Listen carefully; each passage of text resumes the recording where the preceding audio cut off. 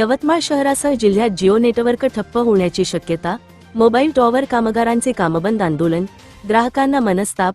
खासगी mobile tower कामगारांनी आपल्या विविध मागण्यांसाठी कामबंद आंदोलनाचा पवित्रा घेतल्यामुळे यवतमाळ शहरासह ग्रामीण भागातील जिओची इंटरनेट सेवा प्रभावित होण्याची शक्यता आहे। 5G चे रिचार्ज केल्यावरही ग्राहकांना 2G ची सेवा मिळत असल्याने ग्राहकांकडून नाराजी व्यक्त केल्या जात आहे। जिओ मोबाईल टॉवर कंपनीच्या देखभालीचा कंत्राट राजस्थान जयपूर येथील एका खासगी कंत्राटदार कंपनीला देण्यात आला आहे। या कंपनीच्या माध्यमातून अनेक युवक गत 10-12 वर्षापासून टेक्निशियन रिगर म्हणून काम करत आहेत। कामगारांच्या म्हणण्यानुसार ते गत 10-12 वर्षापासून संबंधित कंपनीत काम करत आहेत। ऊन वारा, पाऊस, थंडी याची कुठलीही पर्वा न करता ग्राहकांना अखंडित सेवा मिळावी यासाठी रात्री सुद्धा टॉवरचे काम करतात।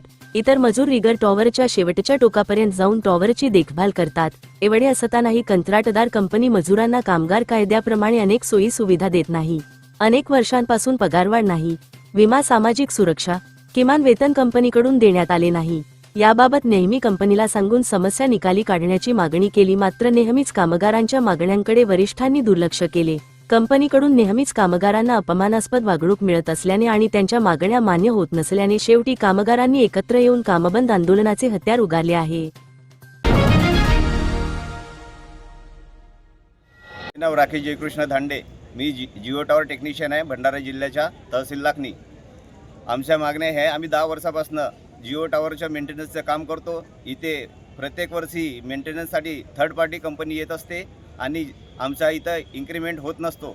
त्यासाठी आम्ही एका कंपनीमध्ये आता 4 वर्षापासून काम करीत आहोत, तरी पण आमचा कुठलाही इन्क्रीमेंट झालेला नाही आहे।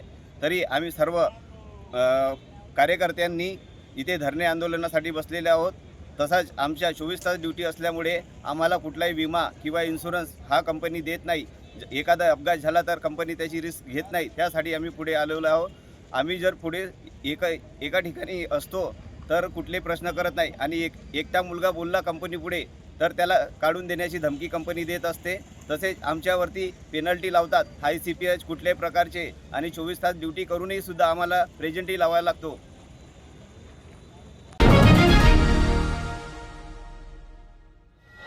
माझं नाव वैभव आहे, मी नांदेड जिल्ह्यामधून आहे।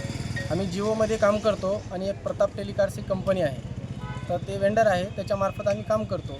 आणि महाराष्ट्रातून आता अनेक जिल्ह्यामधून इथं आम्ही कामगार आलेलो आहोत, परंतु आमच्या जी मागण्या आहे कंपनी चालढकलपणा करत आहे। आणि आमच्या जी मागण्या आहेत, पेमेंट वाढ आहे, आमची जी सुरक्षा आहे, आम्ही 24x7 म्हणजे 24 तास आम्ही काम करतो, रात्री बेरात्री आम्हाला कामावर जावं लागते, पण आमची कुठलीच सुरक्षा कंपनी घेत नाही आहे। आणि आमच्या कंपनीची म्हणजे जे काही फॅसिलिटी आहेत ते कंपनी कामगारांना लागू करत नाही, फक्त तोंडी आश्वासनं देते। आम्ही मागील 6 महिन्यापासून ते मागण्या त्यांच्यापाशी मागत आहोत, पण कुठलीच मागणी आजपर्यंत पूर्ण झाली नाही। म्हणून आम्ही मागील जवळपास इथं 7 दिवस झालेत आणि पाठीमागं आम्ही एक मेळावा घेतला होता कामगाराचा, त्या ठिकाणी कंपनीला पण इन्व्हाइट केलं होतं, पण कंपनी कुठल्याही गोष्टीला बोलण्यासाठी तयार नाही। आणि आम्ही ज्यावेळेस आवाज उठवल्याच्या नंतर कंपनी आमच्यावर प्रेशराईज देत आहे। शासनाकडून जे काही शासनाची लोक आहेत त्यांच्याकडून प्रेशराईज दिलं जात आहे आणि आमच्याच काही कामगारावर FIR वगैरे त्यांनी केलेले आहे। कारण आमचं काम असं आहे की आम्ही जर तिथं उपस्थित नसलो, जर फॉल्ट झाला तर ते साईड बंद राहणार। तर कंपनीनं असे गुन्हे केलेत किंवा हे मुलं जाऊन कामाचं गोंधळ घालत आहेत, कंपनीचं नुकसान करत आहेत, असे खोटे गुन्हे पण आमच्यावर दाखल केलेले आहेत। काय नाव तुमचं? माझं नाव वैभव। अरे पूर्ण नाव सांगा ना। बातम्यांशी अपडेट राहण्याकरिता आजच आमच्या चॅनलला सबस्क्राईब करा आणि बेल आयकॉनवर क्लिक करा।